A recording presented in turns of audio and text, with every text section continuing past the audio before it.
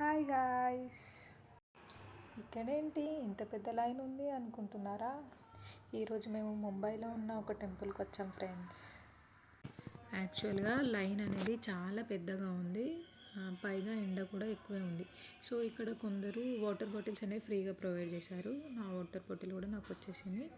చూడండి friends, line చాలా పెద్దగా ఉంది, ఎండ కూడా చాలా. వీళ్ళు మనకి కుంకుమ బొట్టు పెడతారు త్రిశూలం లాగా, చాలా బాగుంటుంది. ఇక్కడ పెట్టుకోవచ్చు, బయటే టెంపుల్కి వెళ్ళే కన్నా ముందే మనకి ఈ బొట్టు పెట్టుకోవచ్చు. లైన్ చూడండి ఫ్రెండ్స్, చాలా ఎక్కువ. ఎర్లీ మార్నింగ్ మేము రెడీ అయ్యి టెంపుల్కి వచ్చేసరికి 10 అయింది.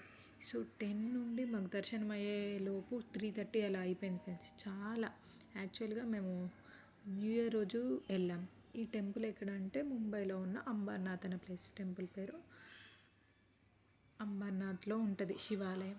చాలా బాగుంటుంది ఫ్రెండ్స్. ఇక్కడ టెంపుల్లోకి ఎంటర్ అయ్యే ముందు మనకు ఇంత లైన్ ఉంది, చాలా లైన్. చూడండి ఫ్రెండ్స్, ఎంత బాగుందో టెంపుల్.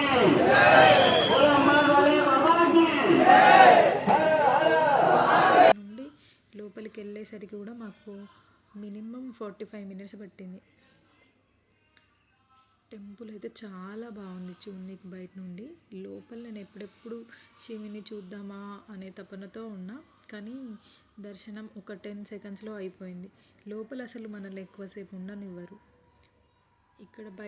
ఇక్కడ నుండే లోపలికి వెళ్ళడానికి మాకు టైం ఒక 30 మినిట్స్ అలా ఎక్కువే పట్టింది ఫ్రెండ్స్. చాలా ఇది ఎంటర్ అయినాం లోపలికి. టెంపుల్ ఎంటర్ అయిన తర్వాత